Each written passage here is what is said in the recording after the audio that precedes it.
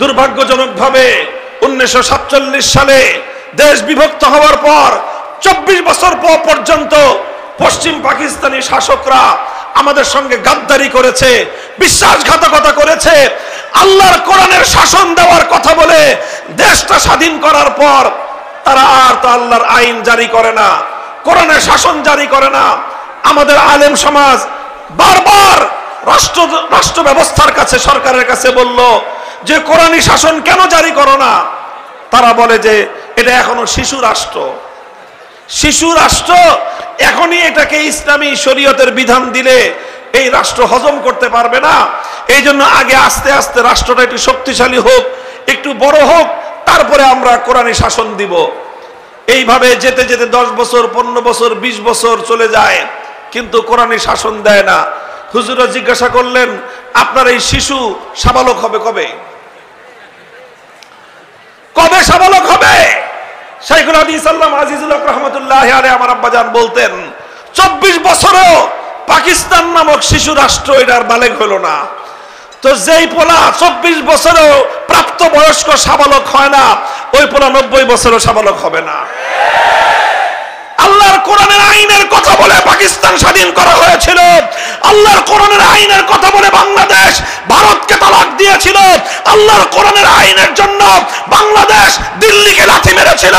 আল্লাহর কোরআনের আইনের জন্য বাংলাদেশ কলকাতা থেকে বিচ্ছিন্ন হয়েছিল। 24 বছর পর্যন্ত সেই কোরআনের শাসন না দেওয়ার কারণে 71 সালে পাকিস্তান ভেঙে খান খান করা হয়েছে।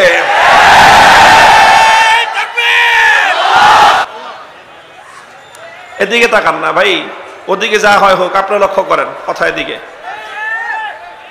কথা বলবেন না, কেউ এদিকে তাকান, অন্যদিকে তাকাবেন না আপনারা ভাই। কথা অল্প সময় বলবো, আমি দীর্ঘ সময় কথা বলার আমার শারীরিক ফিটনেস নাই। আমি বলতেছিলাম যে ইবাদতের একমাত্র উপযুক্ত কে? জোরে বলেন, সবাই একসাথে বলেন। মহাবিশ্বের মধ্যে ইবাদতের উপযুক্ত একমাত্র কে? আল্লাহকে বাদ দিয়ে যদি কোনো গায়রুল্লাহর জন্য পূজা করা হয়, ইবাদত করা হয়, তাহলে সেই গায়রুল্লাহকে কি বলে? তাগুত বলা হয়। ঠিক ওই রকম ভাবে ইবাদতের মালিক যেরকম একমাত্র আল্লাহ, ঠিক একই ভাবে এই মহাবিশ্বের মধ্যে আইন তৈরি করবার, বিধান দেওয়ার চূড়ান্ত ক্ষমতা একমাত্র কার? আল্লাহর বিধানের বাইরে দুনিয়ার কেউ বিধান দেওয়ার মালিক নয়। আল্লাহর বিধানের বাইরে কোনো বিধান তৈরি করবার এখতিয়ার কারো নাই। দুনিয়ার কোনো মানুষ যদি আল্লাহর কোনো আইনের বিরুদ্ধে কোনো আইন রচনা করে, তাহলে সেই মানুষকে বলা হয় তাগুত।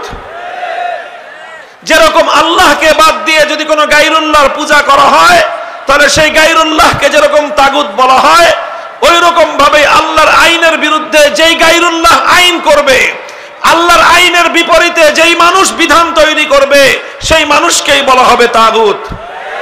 আল্লাহর আইনের বিরুদ্ধে গিয়ে যদি কোনো রাজা বাদশা আইন করে, সেই রাজা বাদশাকে বলা হয় তাগুত। আল্লাহর আইনের বিরুদ্ধে যদি কোনো রাষ্ট্রপতি আইন করে, সেই রাষ্ট্রপতিকে বলা হয় তাগুত।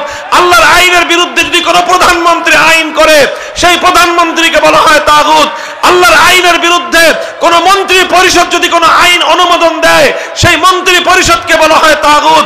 আল্লাহর আইনের বিরুদ্ধে কোন বিচারালয়, কোন বিচারপতি, কোন আদালত যদি কোনো আইন করে, সেই আদালতকে বলা হয় তাগুত। আল্লাহর আইনের বিরুদ্ধে কোন আইন পরিষদ, কোন সংসদ যদি কোনো আইন পাশ করে, সেই সংসদকে বলা হয় তাগুত। মুহতারাম হাজিরিন, আল্লাহর কোরআন পরিষ্কার বলে দিয়েছে, তুমি হয় আল্লাহর উপর বিশ্বাসী হবা, আর না হয় তাগুতে বিশ্বাসী হবা। আল্লাহর উপর বিশ্বাস আর তাগুতের উপর বিশ্বাস কোনোদিনও একসাথে হতে পারে না। আল্লাযীনা আমানু ইউকাতিলুনা ফী সাবিলিল্লাহ ওয়াল্লাযীনা কাফারু ইউকাতিলুনা ফী সাবিলিত তাগুত। কোরআন বলে দিয়েছে যে যারা আল্লাহর পথে, যারা ঈমানদার, তারা আল্লাহর পথে লড়াই করে, আল্লাহর পথে সংগ্রাম করে। যারা বেঈমান, তারা তাগুতের পথে লড়াই করে, তাগুতের পথে সংগ্রাম করে। কোরআন আরো পরিষ্কার বলে দিয়েছে, ক্বাদ তাবায়্যানার রুশদু মিনাল গাই ফামান ইয়াকফুর বিত-তাগুত ওয়া ইউমিন বিল্লাহ। স্পষ্ট হয়ে গিয়েছে কোনটা হেদায়েত আর কোনটা গোমরাহি, কোনটা পথভ্রষ্টতা, কোনটা সঠিক পথ, পরিষ্কার হয়ে গিয়েছে। ফামান ইয়াকফুর বিত-তাগুত ওয়া ইউমিন বিল্লাহ, যে আল্লাহর উপর ঈমান আনবে, তাগুতকে অস্বীকার করবে, সেই একমাত্র মুক্তি লাভ করবে। মুহতারাম হাজিরিন, এই জন্য খুব লক্ষ্য করে এই কথাটা শুনেন আমার, যারা আল্লাহকে বাদ দিয়ে এক দুর্গার পূজা করে সেই ব্যক্তি ঈমানদার হতে পারে? আল্লাহকে বাদ দিয়ে যারা কালী অথবা সরস্বতীর পূজা করে তারা ঈমানদার হতে পারে? দুর্গার পূজারী যেমন ঈমানদার হতে পারে না, মানব রচিত আইনকে যারা আল্লাহর আইন বাদ দিয়ে বিশ্বাস করে তারাও ঈমানদার হতে পারে না।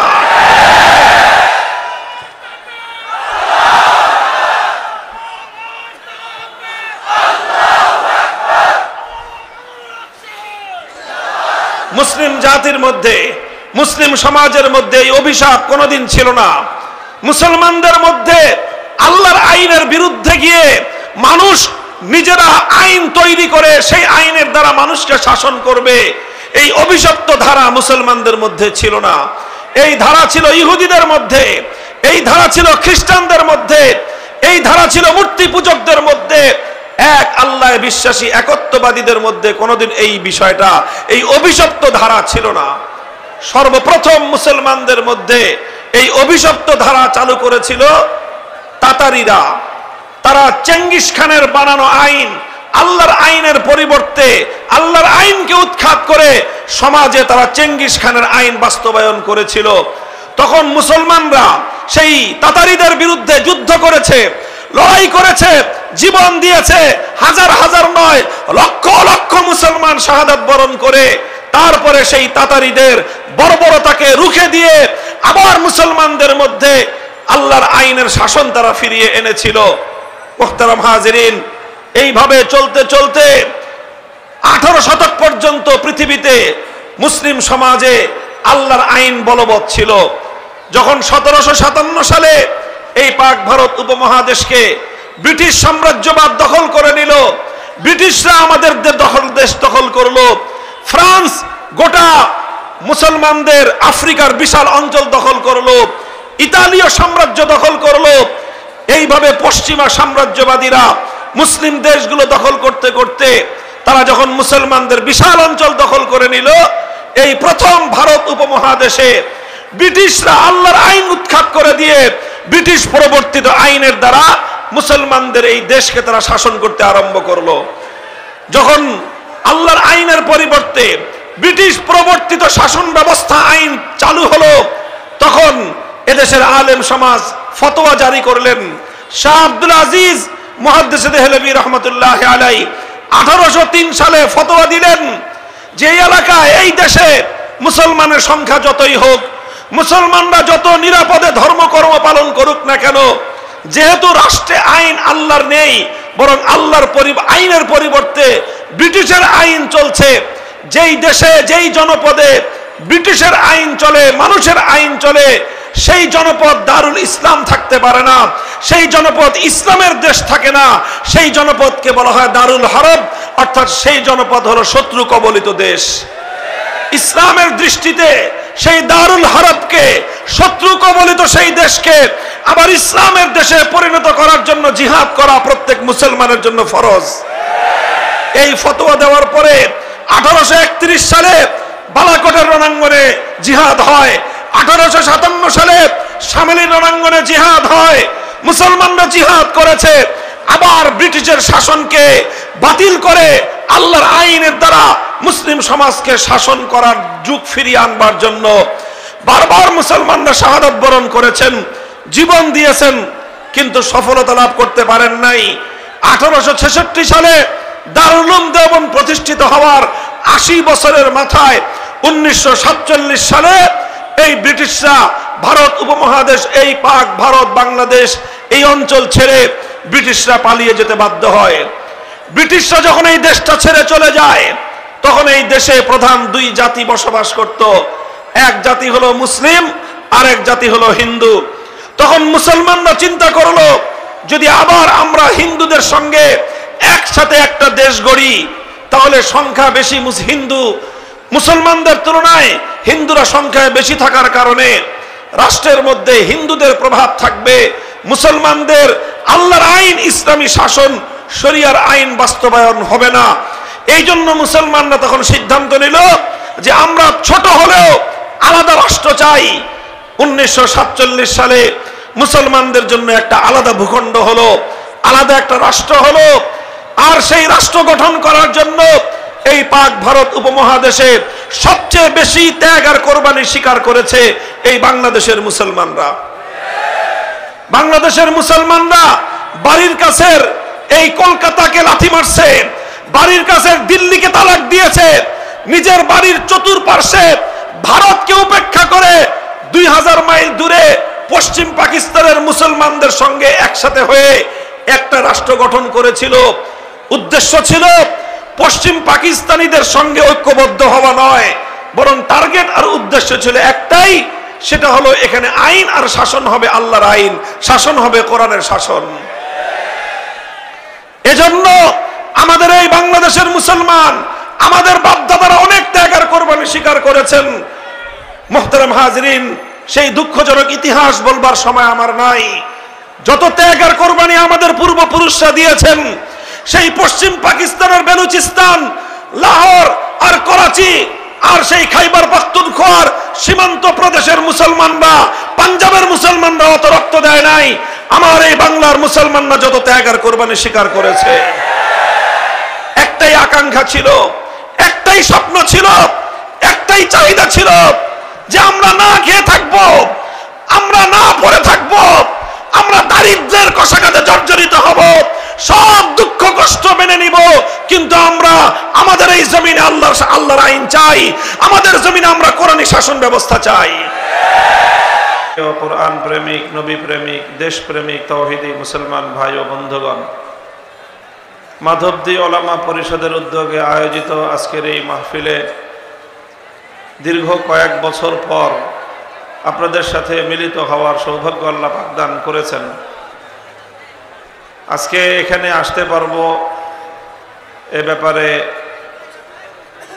চরম অনিশ্চয়তা ছিল। শেষ পর্যন্ত আল্লাহ রাব্বুল আলামিন সকল প্রতিকূলতা দূর করে দিয়ে আপনাদের সাথে মিলিত হওয়ার সৌভাগ্য দান করেছেন। মাঝখানের কয়েক বছর কোথায় ছিলাম আপনারা সকলেই জানেন। আর খোকন ভাইয়ের সাথে দেখা হয়েছে মাঝখানে, ওনার সাথে দেখা হয়েছে জেলখানায়, থানার গারদে, কোর্টের গারদে। এরকম যারা যারা জেলখানায় ওই সময় ছিলেন তাদের অনেকের সাথে দেখা হয়েছে, আর বাকি আপনাদের সাথে দেখা হওয়ার সৌভাগ্য হয়নি। তবে আল্লাহ পাকের শুকরিয়া আদায় করি যে আমাদের অবর্তমানেও আল্লাহ তার দ্বীনের কথাগুলো আপনাদের সামনে বলার মতো আমাদের কিছু ভাইদেরকে তৈরি করে দিয়েছেন।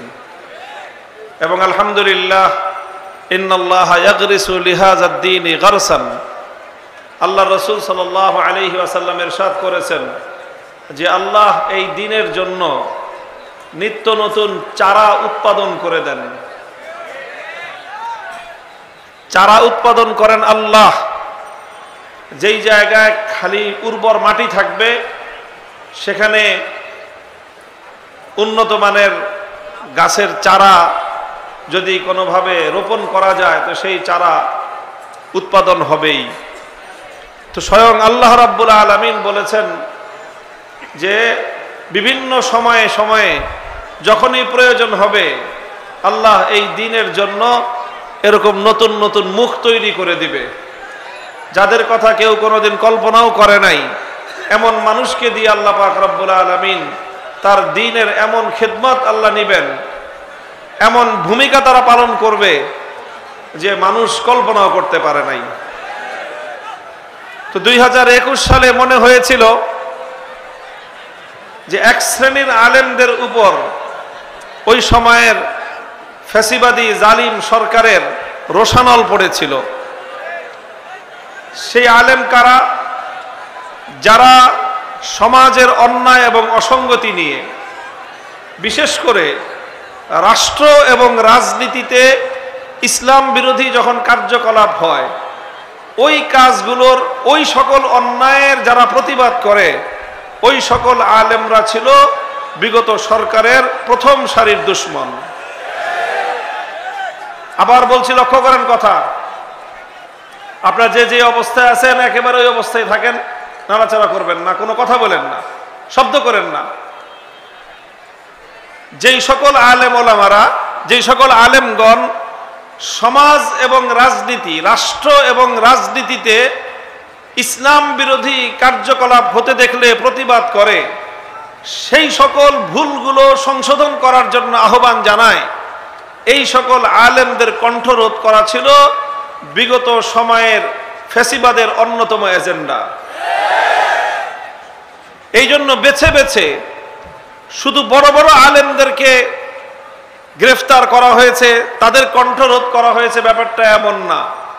এক শ্রেণীর বিশেষ আলেমদেরকে টার্গেট করা হয়েছিল এবং সেই সকল আলেমদের কণ্ঠরোধ করে তারা মনে করেছিল যে এই জাতিতে, এই জাতির মধ্যে, এই দেশে রাষ্ট্র এবং রাজনীতি থেকে ইসলামকে সম্পূর্ণরূপে মাইনাস করে দিবে, ইসলামকে নির্মূল করে দিবে, কেউ টু শব্দ করতে পারবে না, এমন একটা পরিবেশ তারা তৈরি করতে চেয়েছিল। কিন্তু ঘটে তো সেটাই যেটা আমার আল্লাহ ফয়সালা করে রেখেছেন।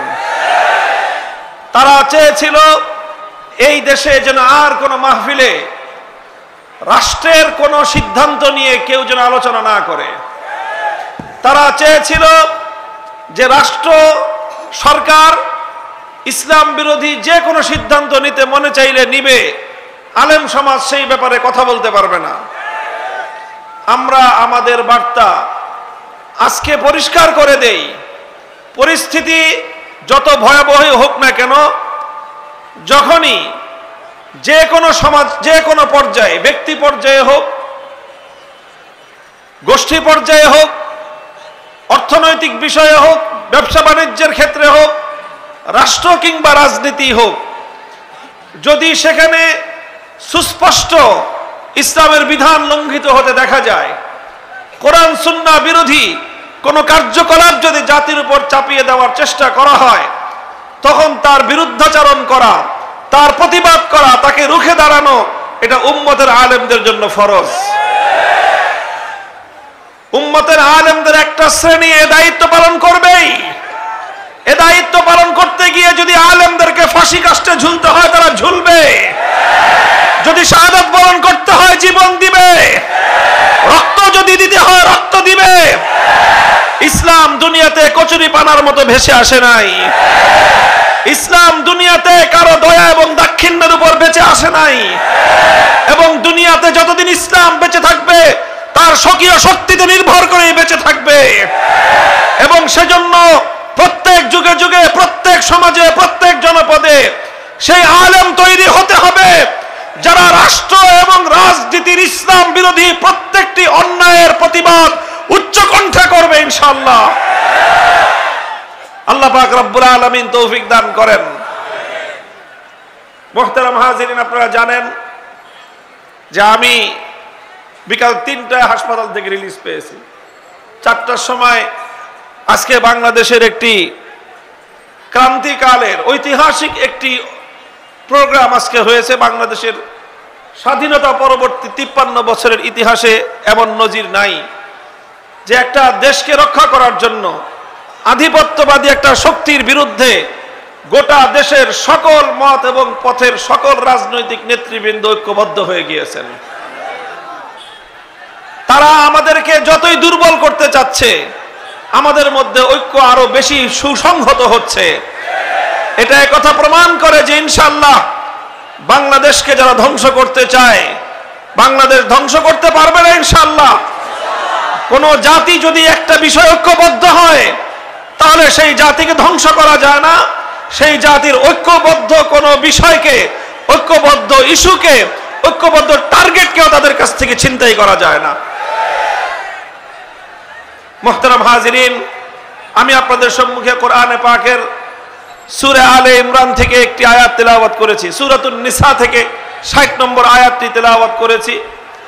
আমার আয়াতের মূল সারমর্ম হলো, আল্লাহ পাক রব্বুল আলামিন এক শ্রেণীর মানুষের ব্যাপারে বড় বিস্ময় এবং আশ্চর্য প্রকাশ করেছেন। আল্লাহ বলেছেন, আলাম তারা ইলাল্লাযীনা ইয়াজউমুনা আন্নাহুম আমানু বিমা উনজিলা ইলাইকা ওয়া মা উনজিলা মিন ক্বাবলিক ইউরিদুনা আন ইয়াতাহাকামু ইলাত তাগুত। আল্লাহ বলেন যে দেখো বড় আশ্চর্যজনক বিষয়, তোমরা কি লক্ষ্য করো যে এক শ্রেণীর মানুষ আছে, একদল মানুষ এমন আছে যারা ইয়াজউমুন দাবি করে আন্নাহুম আমানু যে তারা ঈমানদার।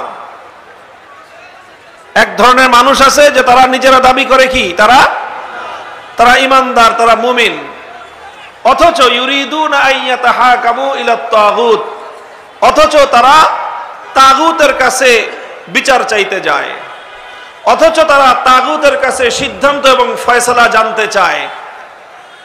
আল্লাহর কোরআন বলতে চায় যে যদি কেউ ঈমানদার হতে পারে, যদি কেউ ঈমানদার হতে চায়, তাহলে সে কশ্চিনকালেও তাগুতের বিচার মানতে পারে না। আর যারা তাগুতের সিদ্ধান্ত মানবে তারা কশ্চিনকালেও ঈমানদার হতে পারে না। অর্থাৎ ঈমান এবং তাগুতের উপর বিশ্বাস, আল্লাহর উপর বিশ্বাস এবং তাগুতের উপর বিশ্বাস, এই দুটো কশ্চিনকালেও একত্রিত হতে পারে না। প্রশ্ন করতে পারেন তাগুত কাকে বলা হয়? তাগুত কাকে বলা হয়? কোরআনে পাকের একটা শব্দ, এটা বহুল ব্যবহৃত শব্দ। কোরআনে পাকের অসংখ্য জায়গায় এই তাগুতকে মার্ক করা হয়েছে এবং তাগুতের ব্যাপারে সতর্ক করা হয়েছে, তাগুতকে পরিহার করতে বলা হয়েছে, তাগুতকে শয়তানের পথ বলে আখ্যায়িত করা হয়েছে। প্রশ্ন হলো তাগুত কাকে বলা হয়? লক্ষ্য করে বুঝেন, তাগুত কাকে বলা হয়? যারা কোরআনে পাকের ব্যাখ্যাকারী সর্বযুগে এই তাগুতের ব্যাখ্যা দিয়েছেন। তাগুত বলা হয় গায়রুল্লাহ। বুঝেন আপনারা গায়রুল্লাহ? গায়রুল্লাহ কাকে বলে? গায়রুল্লাহ মানে কি? আল্লাহ ছাড়া। গায়রুল্লাহ মানে, সবাই বলেন গায়রুল্লাহ মানে এই মহাবিশ্বের মধ্যে এক আল্লাহ, আল্লাহ বাকি যা আছে সব হলো গায়রুল্লাহ। আল্লাহ ছাড়া যা আছে সব কি গায়রুল্লাহ। কোন গায়রুল্লাহকে যদি আল্লাহর আসনে বসানো হয় তাহলে সেই গায়রুল্লাহকে বলা হয় তাগুত। কথা পরিষ্কার? বুঝতে পারলেন তাগুত কাকে বলা হয়?